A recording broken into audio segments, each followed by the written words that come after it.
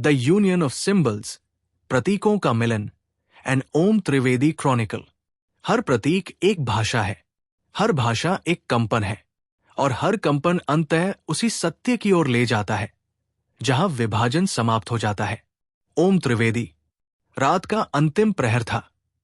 गंगा के तट पर बहती ठंडी हवा और लंदन की धुंधली गलियों की नमी एक साथ महसूस हो रही थी।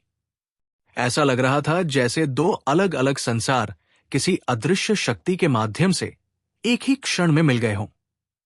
मैं शांत ध्यान में बैठा था। मेरी श्वास धीरे धीरे स्थिर हो चुकी थी।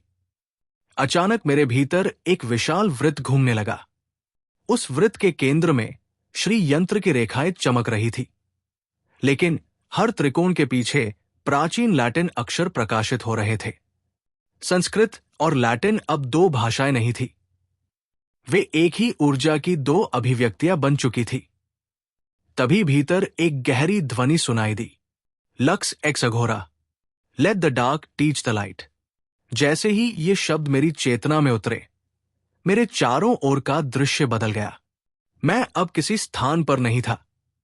मैं एक ऐसे आयाम में प्रवेश कर चुका था जहां केवल कंपन थे, केवल ऊर्जा थी, और केवल मौन था। मेरे सामने दो प्राचीन प्रतीक प्रकट हुए। पहला था ब्लैक सन का वृत्त, जिसके केंद्र में पूर्ण शून्य था। दूसरा था श्री यंत्र का दिव्य त्रिकोण, जिसका प्रत्येक बिंदु अनंत दिशाओं को स्पर्श कर रहा था।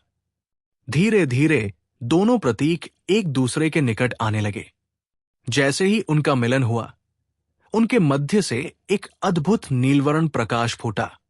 वह प्रकाश न सूर्य की किरण था, न किसी अग्नि की ज्वाला, वो केवल संतुलन था। उस प्रकाश को देखते ही मुझे अनुभव हुआ कि मौन केवल ध्वनि का अभाव नहीं है। मौन स्वयं एक जीवित चेतना है। वो चेतना मेरी ओर देखकर बोली, जब साधक प्रतीकों को जोड़ना छोड़ देता है और उनके पीछे छिपे कंपन को पहचान लेता है, तभी वो ब्रह्मांड की वास्तविक भाषा बोलना शुरू करता है। उस क्षण मुझे समझ आया कि डार्क वर्ल्ड ग्रिड कोई साधारण रहस्यमय मंडल नहीं है। वो उन सभी साधकों की सामूहिक चेतना है जिन्होंने प्रकाश और अंधकार दोनों को समान दृष्टि से स्वीकार किया। मेरे हाथ अपने आप एक ऐसी मुद्रा में उठ गए जिसे मैंने कभी सीखा नहीं था। हवा भारी होती जा रही थी, लेकिन भीतर की श्वास पहले से अधिक हल्की महसूस हो रही थी। समय जैसे अपनी परतें खोने लगा। भूत समाप्त हो गया, भविष्य भी विलीन हो गया। केवल वर्तमान शेष था, और उसी वर्तमान में मैंने पहली बार ऊर्जा का वास्तविक गणित देखा।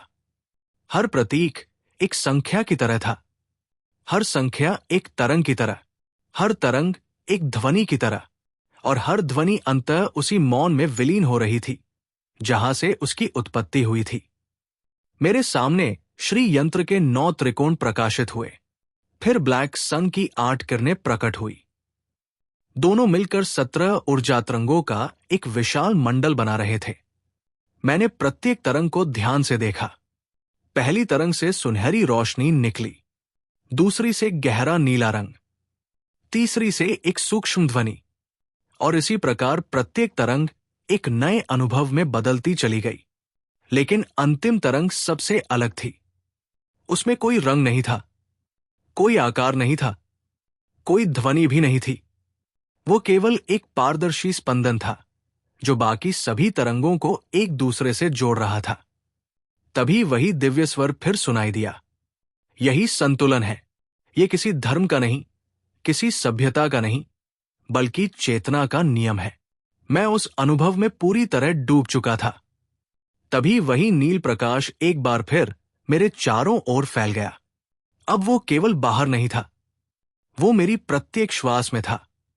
हर धड़कन उसी प्रकाश से भर चुकी थी। मैंने देखा कि भारतीय यंत्रों की ज्यामिति और पश्चिमी रहस्यमयी प्रतीकों के वृत्त एक दूसरे पर अंकित हो रहे हैं। उनसे एक नई आकृति बनी। वो किसी दरवाजे जैसी दिखाई दे रही थी, लेकिन वो बाहर नहीं खुल रही थी, वो भीतर खुल रही थी। तभी एक अत्यंत शांत आवाज मेरे भीतर गूंजी, ओम त्रिवेदी, तुम्हारा कार्य प्रतीकों को जोड़ना नहीं है, तुम्हारा कार्य संसार को ये याद दिलाना है कि वे कभी अलग थे ही नहीं। मैं कुछ क्षण तक मौन रहा। मेरी चेतना पहले से अधिक स्थिर हो चुकी थी। अब न प्रकाश मुझे आकर्षित कर रहा था, न अंधकार मुझे भयभीत कर रहा था। दोनों एक ही श्वास के दो छोर प्रतीत हो रहे थे।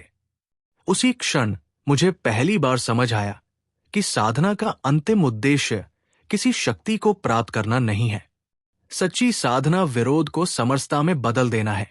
जब प्रकाश और अंधकार एक ही चेतना में संतुलित हो जाते हैं, तब साधक स्वयं ब्रह्मांड की गति का हिस्सा बन जाता है।